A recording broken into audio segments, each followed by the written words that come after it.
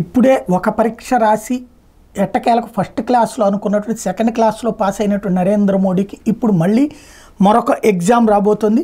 ఈ ఏడాది హర్యానా, మహారాష్ట్ర, జార్ఖండ్, వచ్చే ఏడాది ఢిల్లీ, బీహార్ అసెంబ్లీలకు ఎన్నికలు జరగబోతున్నాయి. వీటిలో బీజేపీ విజయం సాధించడం మోడీ సామర్థ్యానికి పరీక్షగా ఆర్ఎస్ఎస్ వర్గాలు పేర్కొన్నాయి. ఇంకోవైపు లోక్సభ ఎన్నికలు ఉత్తరప్రదేశ్తో పాటు పలు రాష్ట్రాల్లో బీజేపీ దెబ్బతినడానికి కేంద్ర హోంమంత్రి అమిత్ షా బాధ్యుడని మోడీ భావిస్తున్నారంటూ ఇప్పటికే ప్రచారాలు రెచ్చగొట్టేటటువంటి ప్రయత్నాలు జరుగుతున్నాయి.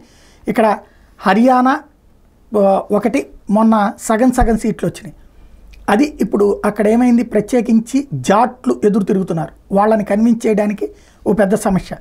మహారాష్ట్ర వాస్తవంగా కూటమిగా మొన్న చేసిన ప్రయత్నం విఫలమైంది. అది ఇప్పుడు సెటరైట్ చేయడం ఓ పెద్ద సమస్య. జార్ఖండ్ హేమంత్ సోరెన్ అరెస్ట్ తర్వాత అక్కడ సింపతి పనిచేసింది అన్నది కనబడుతోంది. ఇప్పుడు దాన్ని ఎట్లా సెట్ చేస్తారని చూడాలి. వచ్చే ఏడాది ఢిల్లీకి వచ్చేటప్పటికి ఇప్పటిదాకా పార్లమెంట్ అయితే 7 గెలుచుకుంది బీజేపీ. కానీ క్రిందసారి కూడా ఢిల్లీ ఆ తర్వాత జరిగినటువంటి అసెంబ్లీ ఎన్నికల్లో ఓడిపోతూ వచ్చింది. ఇంకోటి బీహార్ అసెంబ్లీ వచ్చే ఏడాది జరుగుతుంది. నితీష్ కుమార్ అక్కడ అందులో కీలకం అవుతాడు. ఇప్పుడు నితీష్ కుమార్నే మళ్ళీ ముఖ్యమంత్రిగా పెట్టి వెళ్లాల్సి ఉంటుంది.